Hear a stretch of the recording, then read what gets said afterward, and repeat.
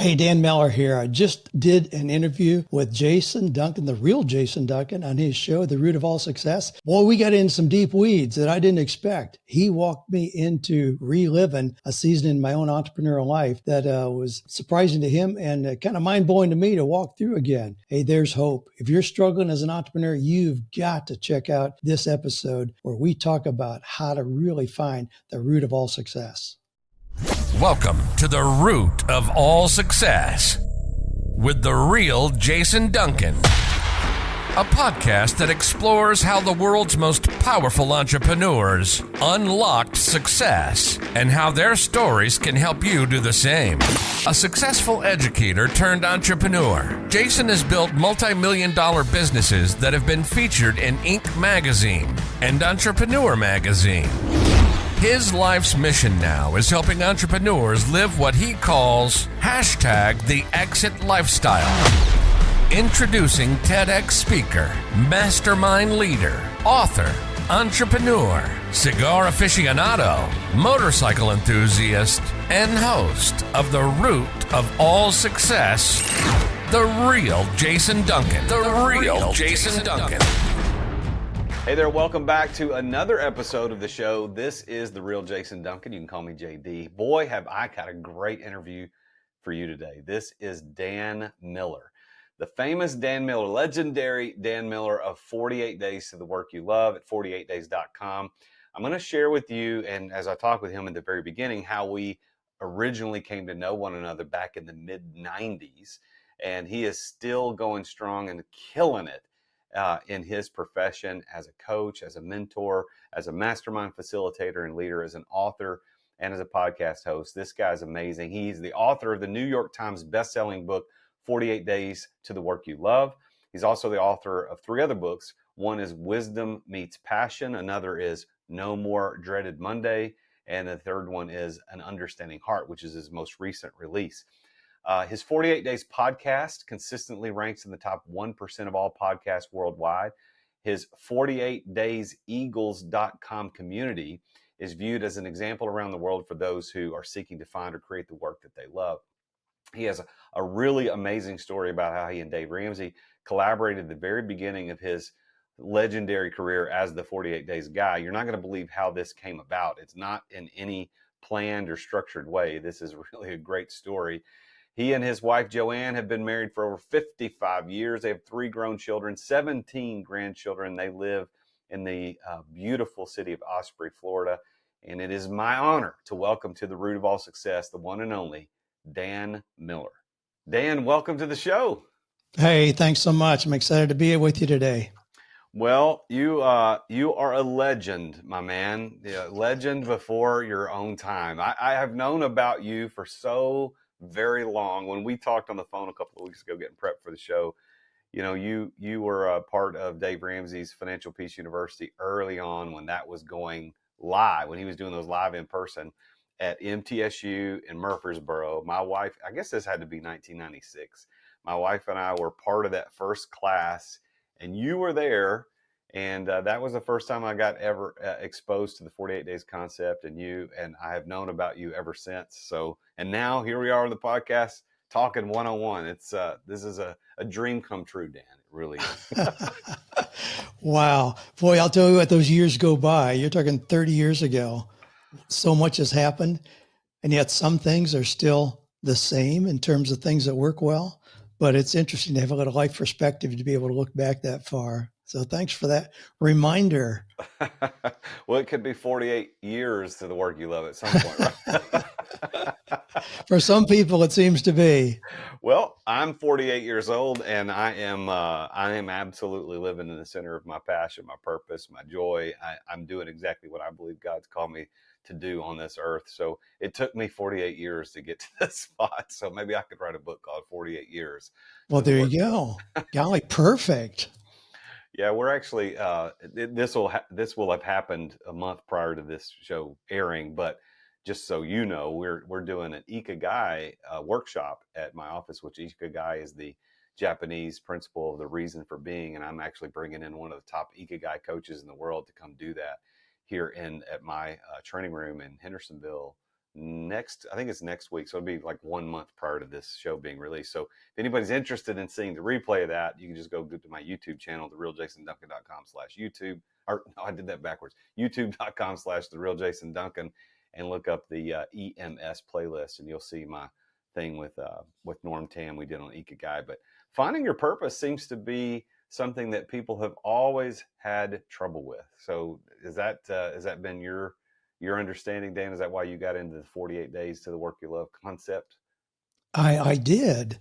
And you're right. It's long going. I think Adam and Eve probably struggled to figure that out. So it's not a new concept at all. But I kind of backed into my focused work in that area. Years ago, I was asked to teach a Sunday school class there at Christ Church in Brentwood, Tennessee, near you. And I expected to have, the 18-year-old who was trying to figure out what to major in college, or the 24-year-old who was out of college and didn't have the Mercedes and the drive and the white picket fence they were led to believe would automatically happen.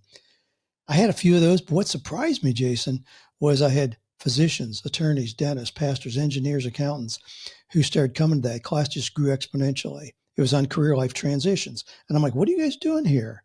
And they said, well, everybody sees us as doing okay, and we are. But I don't think this is it. I think there's something more. A lot of people end up 10 years into their career simply because they had the academic ability to keep going to school. And now they got a JD or a PhD or an MD behind their name, but it's not their passion. It's not that ikigai that we talk about. It's not that. And that's where I leaned into that. And boy, it has been a delightful ride to help other people as well as determining my own. What is your real purpose, your passion? Not just what are you able to do. So are you telling me that the whole 48 days to the work you love concept, which is your whole brand, started because you taught a Sunday school class? Is that where that happened? Totally, 100%. So how did you come about the idea, okay, I'm going to teach a Sunday school class and I'm going to do it on career life transitions, and like, did you have something specific in mind that you wanted to get across? Did you already have curriculum developed and you were trying to test it out? Or was it just, hey, I think this is a good topic, let's see what happens? I'm very much the entrepreneur where, we like to have a plan. And I know you talk a lot about having a strategic plan and all that, but for that, I did not. It was totally aside. I'm an entrepreneur, top of my head to tip of my toes. I've never had a real job, never got a paycheck, never had benefits, vacation, and I'm an entrepreneur. So I was busy making a living, doing okay. I'm a sales guy. Church asked me to do that, and I said, sure. I just stayed 1 week ahead of people in listening to their stories, listening to their challenges, and then creating content. And it just snowballed from there. Then I had people saying, wow, I've got a son-in-law who's been without work for 3 months. I want him to hear what you just described to us. What do you have I can give him? And I didn't have anything. And finally, just because of the repeated requests, I put together just my rough Sunday school notes in a 3-ring binder. We'd buy them at Office Depot, 3-ring binder, put them in there, put a couple, back then it was cassettes that I put in there on the inside cover. And I started making it available. Then I went to a conference with Mark Victor Hansen, co-author of Chicken Soup for the Soul, talking about how to sell your book once you had it done. I never talked to a publisher or library or anything. I was just giving people what they were asking for. I came back from that conference along with my buddy Dave Ramsey. He and Sharon went with us out there. We had a blast. And in the next 24 months, I sold over $2 million worth of that 3-ring binder. I thought, hey, there might be an opportunity with this little thing I'm doing as a Sunday school class. Wow. So you went from just teaching Sunday school, just ideas, concepts, to selling $2 million worth in 24 months. When you did that, was 48 days the original brand, or where did that number come from? Well, again, I'd like to tell you it was some scientifically designed study that ended up there, but it's very much the entrepreneur style. It was just a whim. What happened there, originally, my company was called The Business Source. Have you ever heard anything more generic than The Business Source? And I was just helping people go through this. And finally, I had kind of a process that I called Find the Job You Love in 30 Days, Well, what I realized, 30 days didn't really grab people. And I was motivated to do that because I found I could work with somebody who clearly said their work sucked. They're not going to do that anymore. We'd map out a plan. And a year later, I'd run into them and they hadn't done anything. I'm like, what's up with that? Well, I'm waiting until the kids get out of high school. I'm waiting until I pay off the mortgage. People are always waiting on something, waiting on the lights to be green. I said, there's got to be a timeline where it presents a sense of urgency to make the decisions and take new action. This was back when 48 Hours was becoming popular as a TV show. I thought, well, there's a number. It's not 30, 60, 90, 120 that we don't pay attention to. 48, it sounds like there's a reason behind it. I thought I'd do this for a month. When I did, Jason, it was like somebody threw gasoline on everything I was doing. People were, you mean I really can change my life in 48 days? And my response then, as it is now, is yes, you can if you create a plan and execute it. 48 days. So that's a little less than 7 weeks. So there is, I always wondered why the 48, why that number, because it doesn't match up with weeks. It doesn't match. No. We know the rest of the story. What would you attribute though this? Well, let me back up before I ask that question. That is very obvious that people are eager for this. People are eager for figuring out what the heck I'm here for. What do I want to do? How do I find that? How do I get those? That's obvious. So content aside, because people wanted it, what do you attribute that rapid acceleration of sales? I mean, to go from concept and a 3-ring binder and cassettes to $2 million in sales in under 2 years, that sounds like unrealistic for anybody to expect that would happen, even if the content is golden as it is. But to what do you attribute that rapid success?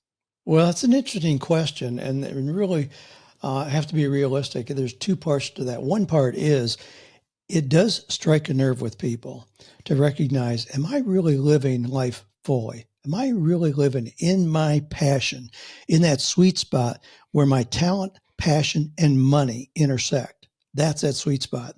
So there's that real felt need there. But on the other hand, I knew Dave Ramsey when he and I both went through a very low point in our businesses. We cried together and sat around a little card table in his rented house trying to figure out what the heck we were going to do when we grew up to unwrap the screwed up lives we had created at that point. Well, David started his radio show. He didn't have advertisers back then. Guess what? He'd have callers. Gee, my name's Jason. I'm 48 years old. I make $35,000 a year. My wife wants to stay home with the kids. What can I do? And he said, you need to get my buddy Dan Miller's material, 48 Days to the Work You Love, to figure out how to make more money before this is ever going to work. He did that. And at one point, I was getting 1,000 new subscribers a week based on Dave Ramsey referrals. So that was I caught the early years in his show before people were paying millions of dollars to be promoted on there, and rode that wave up, and it exploded my business as well. Wow. So how long before this exploded? Because you had the Business Source as a business, but go backwards in time when you're commiserating with Dave over a card table and you're both, I would assume, going through, we know Dave's story because he tells it on the show a lot about going through bankruptcy, real estate, got over leveraged, blah, blah, blah. Like how long prior to your success did those conversations happen? Are we talking a year prior, 2 years prior? How fast did this transition happen? It was when you talked about like 96, 97, Dave was doing Financial Peace as live seminars. I was doing chapter 8 of that on careers live in Murfreesboro, Clarksville, and Nashville.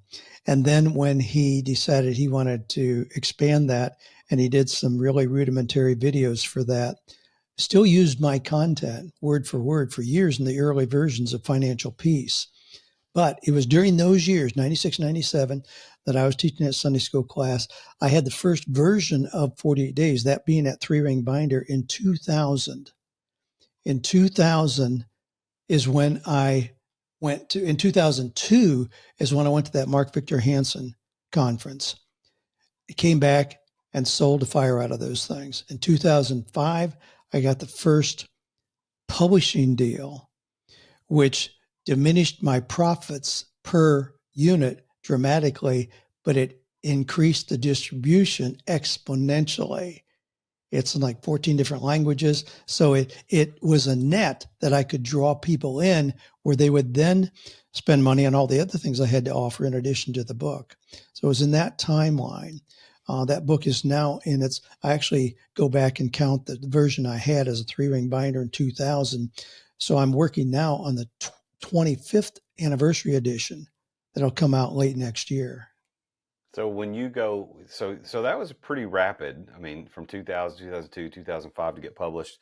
But when you go back to that time of sitting there where you're commiserating over bad businesses, how many years prior to this did that happen? Did that happen in the early 90s? Did that happen in the 80s?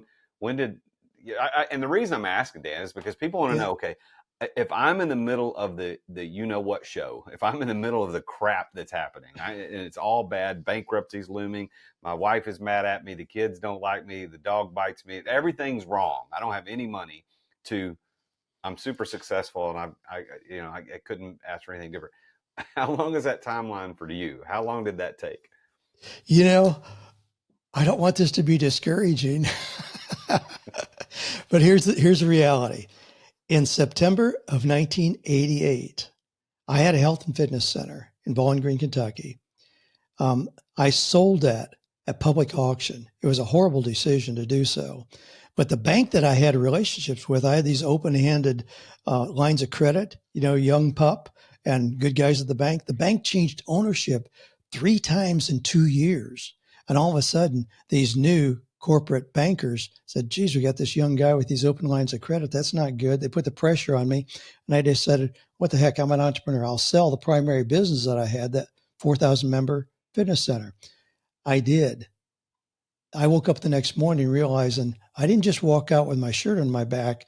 I had over $430,000 in debt.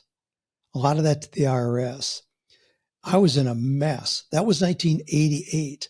Now, being an entrepreneur, you know how we think. What the heck? I'll knock this out. A couple of years, I'll be back on my feet. Let's go. It took a lot longer than that.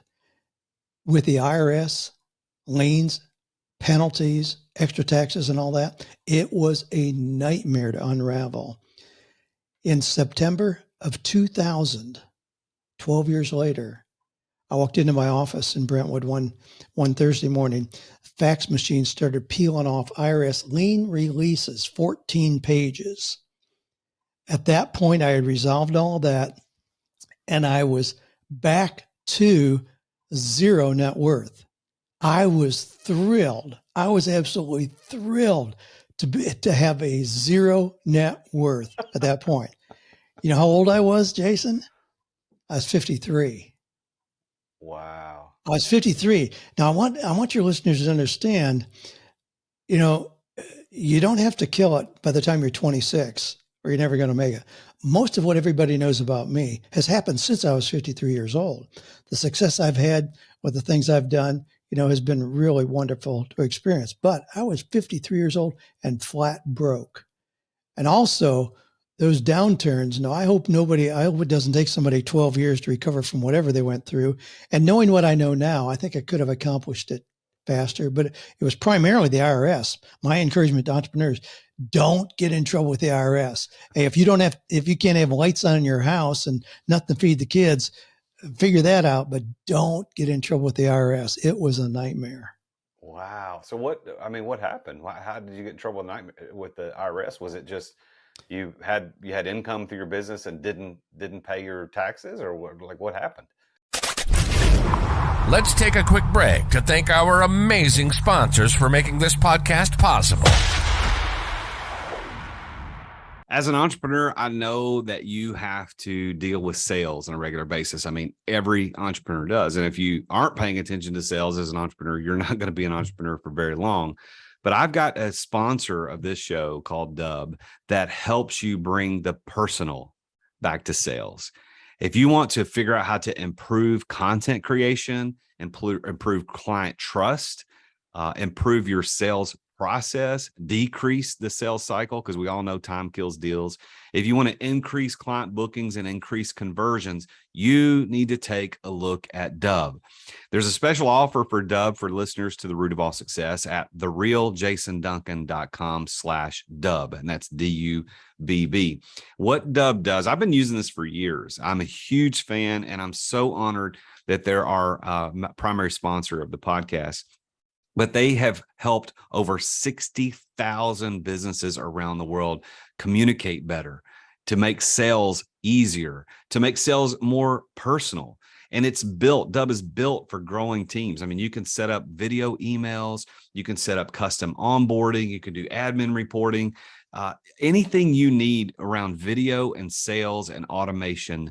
Dub is there. You can try Dub now. Your conversions to sales are waiting. All you got to do is go to therealjasonduncan.com/Dub. And there you're going to get 2 weeks for free to try Dub. Plus, you're going to get 50% off your first 2 months of Dub. You can't beat that. So go check it out. Go to therealjasonduncan.com/Dub. Thanks for listening to our sponsors. Now, back to the show. Yeah, you know those taxes you withhold from employees? Oh, that's even worse than what I was thinking. Worse than you were thinking. They don't take too kindly to that when you've withheld from people's salaries and don't then turn that over immediately to the IRS. Hey, I was young, going by the seat of my pants. I said, I'll figure this out. But when some things kind of converge, put me in a tough spot. But yeah, that was it. It was those 941 withholdings. And they got me in big trouble. I mean, I know people, I don't know personally, but I know people go to jail over that too. How were you able to just, navigate it over 12 years to get them paid back and them not put you in jail? I mean, holding payroll taxes back is a big deal. Yeah, it is. Well, they realized, they were able to see I really didn't have anything. It wasn't like I was trying to hide something at that point. But during that 12 years, I couldn't own anything. There was no way. They had liens on everything I had. So they tracked everything that I did. And it was during that period of time I worked through. Now, part of it was I went so long in that process of recovery, there was a statute of limitations that provided some relief. And then I did an offer in compromise, worked with my attorney, finally did an offer in compromise. But when you're in that, I was close to $200,000 there, that $430,000, a lot of it was other people. And I did not, this is one of those things too. If I had filed bankruptcy, I could have shortened that process. But I was raised Mennonite. I don't know how much you know about the Amish Mennonites, but geez, if your word isn't good, dig a hole and push me in. So I don't care about contracts I've got. If I've given my word, I'm going to keep that no matter what. And so I told all those other vendors, suppliers, and people that I owed money, look, I don't have it. If you sue me, you'll get nothing. But if you work with me, I'll get you something every month. So I extended that period. Now, I don't regret doing that for a nanosecond. It still is the way I wanted to walk through that tough period of time. But it probably extended that because I was also paying those old vendors as well as the IRS to get that mess unraveled. Well, that's an interesting thing. It's something you can talk freely about now because it's so many years ago. But there's a lot of people that are struggling with those realities today, and they're dark realities. They're things that they don't want to talk about outside their bedroom with their spouse about, hey, this is what's going on. Mm-hmm. I think there's a lot of encouragement, Dan, in hearing your story because, as I said at the beginning, joking about your legend, I've known about you for so long. But the reality is, what I just discovered is that in 1996, when I saw you speak, you were not only dead broke, you were in trouble with the IRS, and yet there you are standing in front of people like me saying, hey, here's how you become successful. Here's how you get to the work you love.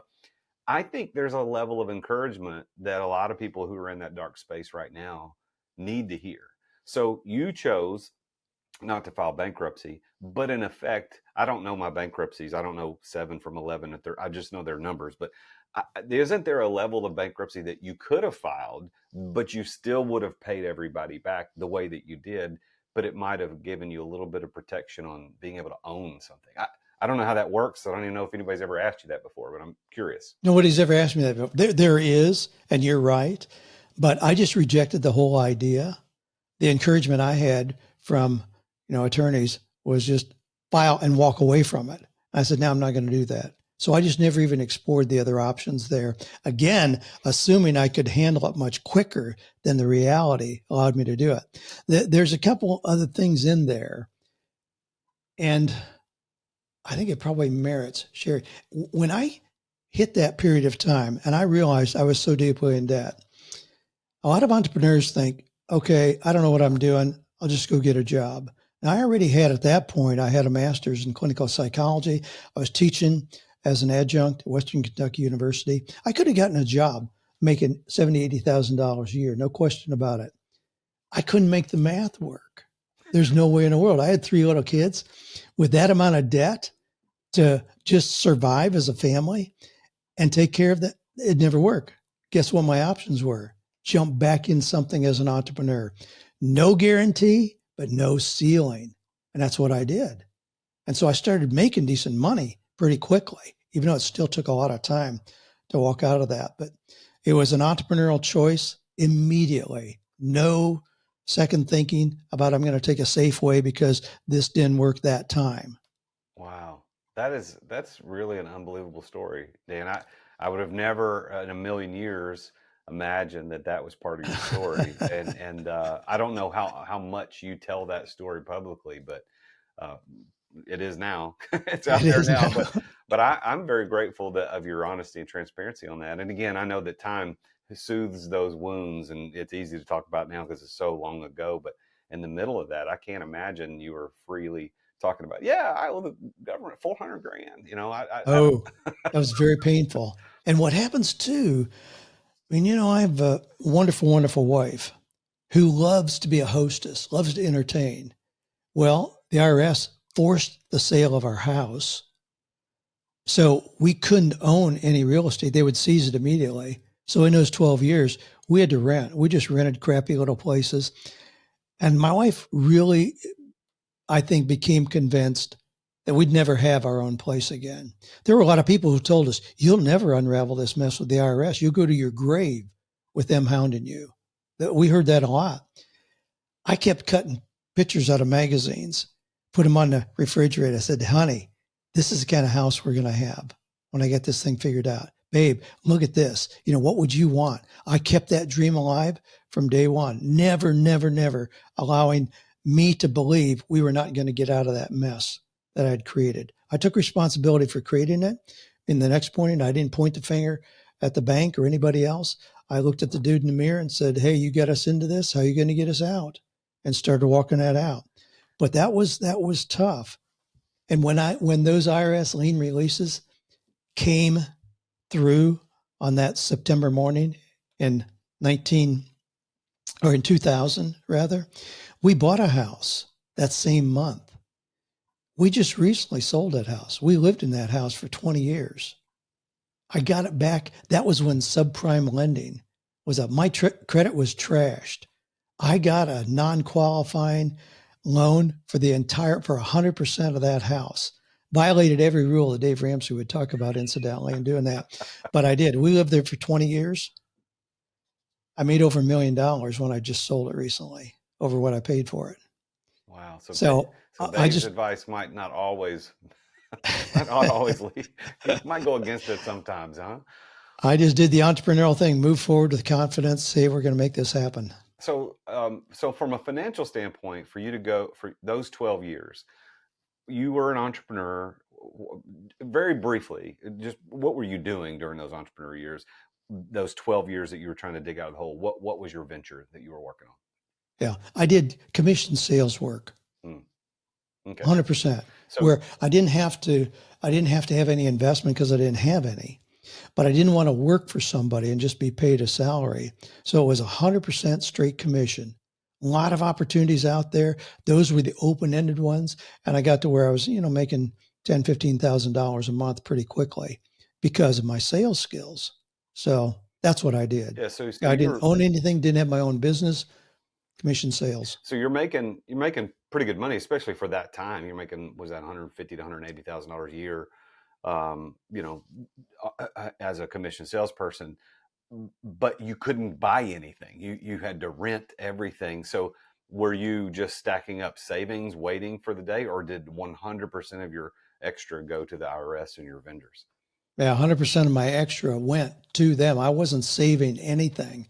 That's why when I got to that fateful day and got all those releases, I was literally at zero. I had taken every penny I had at that point and come up with that offer and compromise to the IRS.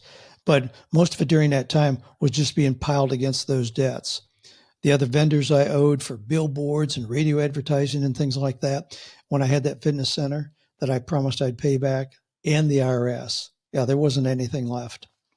So what advice would you give to people that are facing or are in the middle of those circumstances? You got to believe that there's light at the end of the tunnel. If you lose that, you're really screwed, because it's the old Henry Ford thing. Whether you think you can or think you can't, you're right. Yeah. So our belief precedes our reality. So I really worked on mindset a lot. I was drawn to that kind of content during that period of time. So I went back to the old greats, old masters of achievement, Jim Rohn and Norman Vincent Peale and Earl Nightingale, Zig Ziglar, people like that. I was in the car a lot because of doing commission sales work door to door.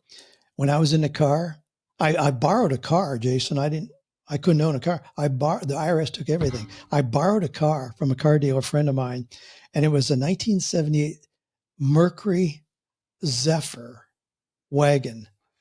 Radio didn't work. The windows didn't roll up and down. The power windows, air conditioning didn't work.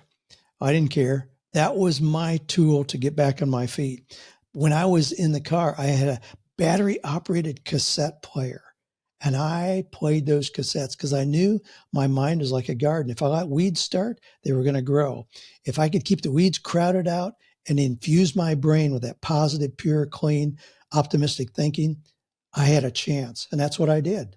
I listened nonstop when I was in the car to those guys saying, you can do it. Think like this. This is the way out. And I just did day after day after day. Well, I see on the shelf behind you, Napoleon Hill's Think and Grow Rich. It's one of the best ever. How big of a part of that book did that play during those years of your life? A lot. Those were the foundational books. Absolutely. That, The Magic of Thinking Big, see at the top, Zig Ziglar. That you're looking at is an original copy, the first print run of that my mastermind got me a couple years ago. It had such a foundational impact on me. And I joked with my wife that someday we'd be walking through a little used bookstore, in Paducah, Kentucky somewhere, and find an original copy. I don't think I ever verbalized that to anybody but her. But a couple of years ago, my mastermind gifted me. That's a very valuable book. If I were a regular guy, I'd keep it in a bank safe, but I like to be able to walk in here and see it and touch it and feel it. But things like that were exactly what allowed me to walk back out. Otherwise, man, I'd be a dude working at Kmart, checking people out at the cashier.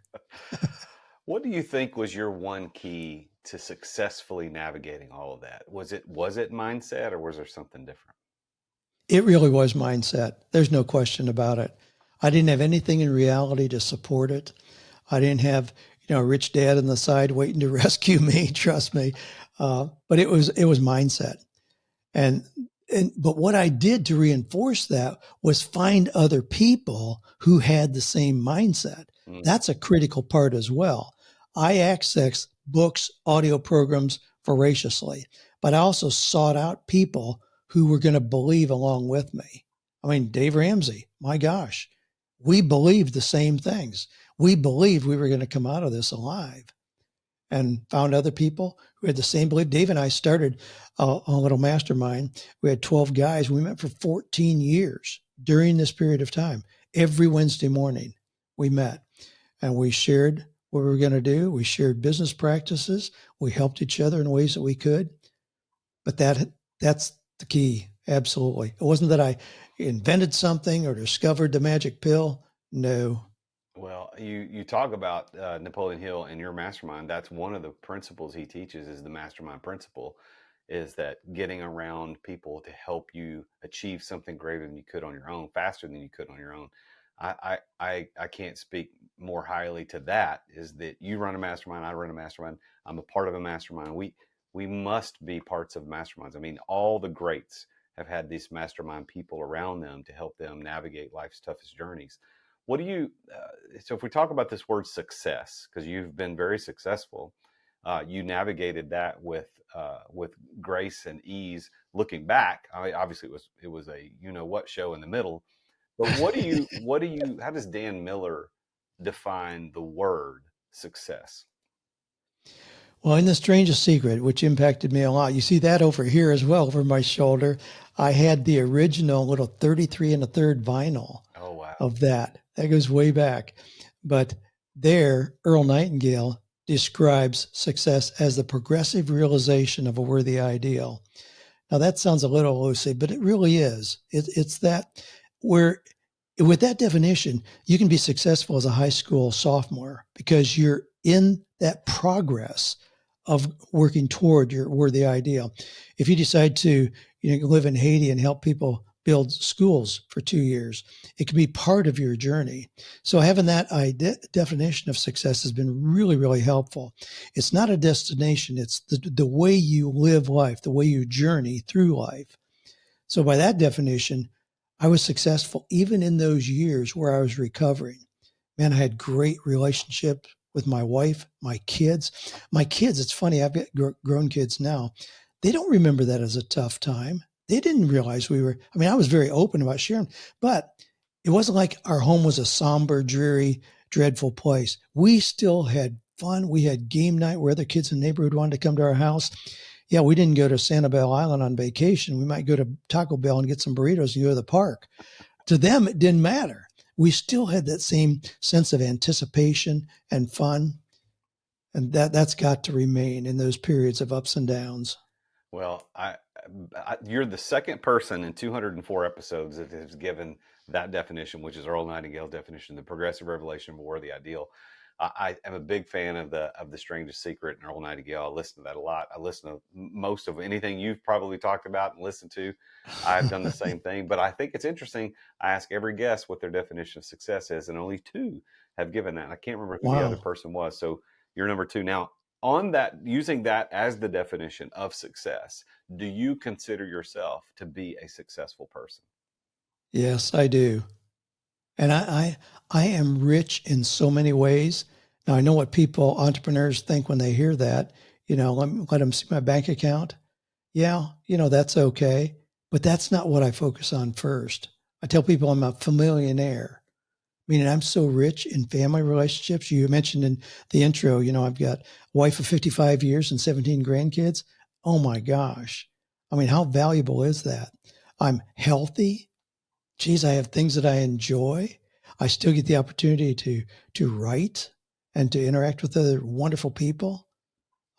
Yeah, I can't imagine. I mean, my wife literally, Jason, gets up in the morning, says she has to pinch herself to make sure this isn't a dream, because we live in paradise. We live in a gorgeous, gorgeous community in Osprey, Florida. In a house that we could only have dreamed of even a few years ago. We have no mortgage. We have, the doors are wide open today because we have a caged in pool. Then we have people at our house. I drive any kind of car that I want to. And again, I'm not driving a Ferrari. I'm not driving a $430,000 Ferrari because I just choose not to invest money in that way. But yeah, I mean, I can't imagine any way to make my life significant. There's nothing missing. There's no big bucket item list that I haven't done yet. I mean, we go on cruises.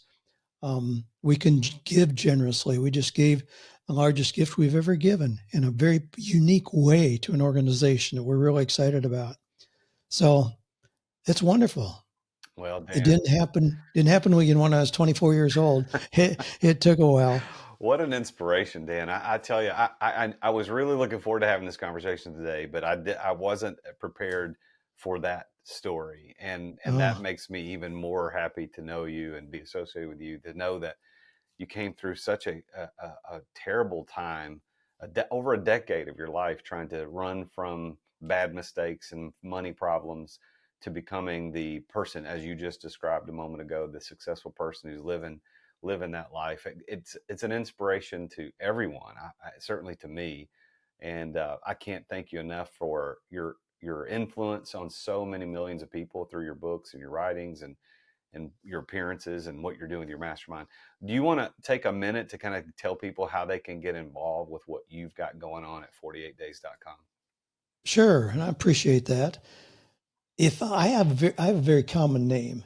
I wondered about you. You say the real Jason Duncan. Does that just separate you from other Jason Duncans out there? It's actually a pretty funny story. That is not why I chose it. I'll do the quick version, is that I used that because when I got on Instagram, I needed something and Jason Duncan was already taken, and putting the real in front just seemed to be what people were doing. So I did that. And then later, a personal branding expert did a session with me, and she said, you need to claim that as your personal brand. And so that's how I became the real Jason Duncan.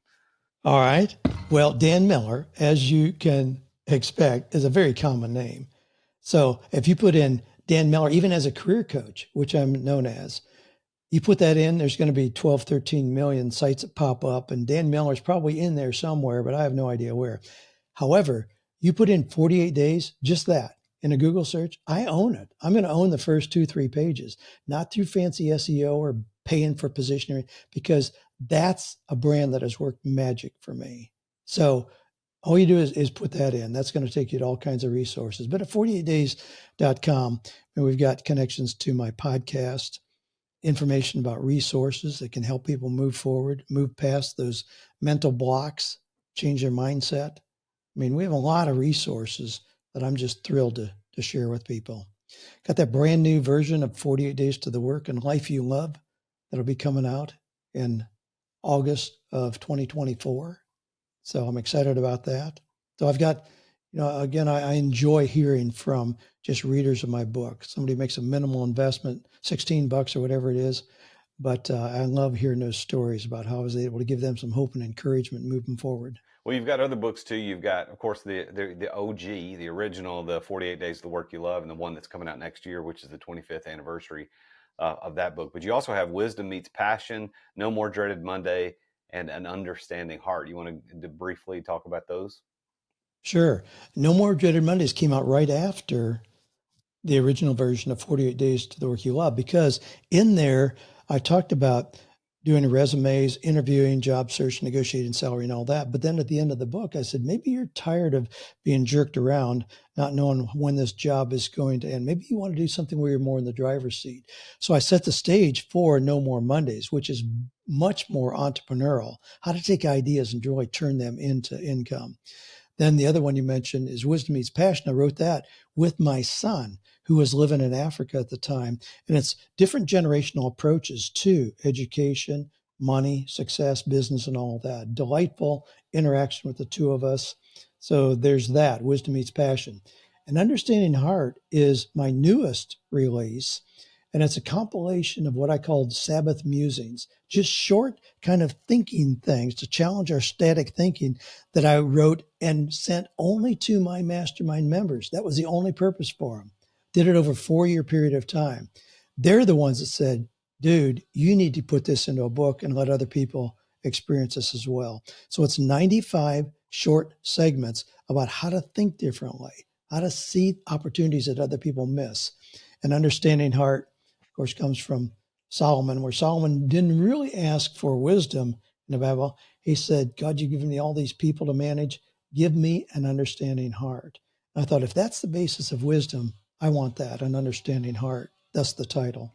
That's beautiful. Well, go check him out at 48days.com. You can look him up anywhere on Facebook, LinkedIn, Instagram, YouTube. If you type in 48 Days, you're going to find this guy right here. And you need to look into Dan Miller. This guy's still got some amazing stuff to share. He's got a wonderful story and background that he just shared with us. Dan, thank you so much for being a guest on my show. It's been an honor to hear your story. And I want to congratulate you on all your success and pushing through those hard times. And thank you for being here today. Thank you so much, Jason. It's been a pleasure for me, and I hope we've inspired your listeners as well.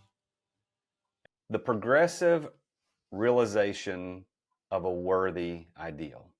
That is the definition that Dan gave of what success is. And that came from Earl Nightingale's The Strangest Secret. So go check that on the YouTube. You'll love it. It's only about, it's about half an hour, but you can listen to it. It's a wonderful definition of success. Only 2 people on the show have ever used, but the progressive realization of a worthy ideal. Now, let me ask you this. No matter where you are in your journey as an entrepreneur, you could be on top of the mountain making bazillion dollars a year and everybody loves you and you're living the life that you desire, or you could be in the pit of mud down at the bottom of the valley in the shadows. No matter where you are, you can be successful if you are progressively realizing a worthy ideal. So don't believe the lies that Instagram gurus and TikTok gurus are going to tell you that if you're in the mud pit in the shadows that you're not worth anything, that you're not successful. And don't believe the ones that say just because you're at the top of the mountain driving that $430,000 Ferrari that you are successful. The reality is that success is a progressive realization of a worthy ideal. And as long as you're moving towards that ideal, you're successful. Now, I know some of you listening to this show are in the middle of a crisis. You're in the middle of everything is hitting the fan and nothing is going right. But I want you to take into consideration Dan's story. Dan is a guy who's worth millions of dollars today. He's got tens of thousands of people he serves worldwide every single month. And this guy, for 12 years, couldn't own anything because the IRS said he couldn't. And during those 12 years, he was promoting and producing and publishing content on 48 days. So if we'd go back to that time period, look at him, we'd say, oh man, he's great, he's killing, he's successful. When in reality, his net worth was negative. We look at him today and we say, hey, this guy's doing awesome. Well, that is in fact true. But he was also doing awesome then. His circumstances didn't tell the whole story. He was progressively realizing a worthy ideal. Are you doing the same thing? I want to invite you to take a look at my mastermind, the Exeter Club, because perhaps that's where you need to figure out how to progressively realize your worthy ideal. As we get ready to start the new year, this new year that's coming right around the corner, maybe this should be your year to gather those people around you, just like Dan talked about, that helped him through his lean years. Gather those people around you to get to that place you want to go faster than you could on your own. Go to theexeterclub.com. That's the Exeter Club. Exeter is spelled EXITER. Theexeterclub.com. Check it out and go ahead and apply. Let's get together and talk about if this 2024 is the year you need to do that. Thank you for listening to the show. Thank you for leaving a review, for subscribing. And make sure you continue to follow this show because I'm having some amazing conversations with people just like Dan. Thanks for being here today. I am the real Jason Duncan. And as always, Jesus is king. Attention business owners. Attention business owners. Feeling burnout from running your business? Uncertain if you're nearing burnout? Take our free 10-question business burnout test at businessburnouttest.com to discover where you stand. With just 10 quick questions, you'll learn how to immediately begin making changes to regain freedom and success. Cut your daily operations time in half. Improve your quality of life and prepare your business for your future exit without losing revenue or profit. Visit businessburnouttest.com now and take the test.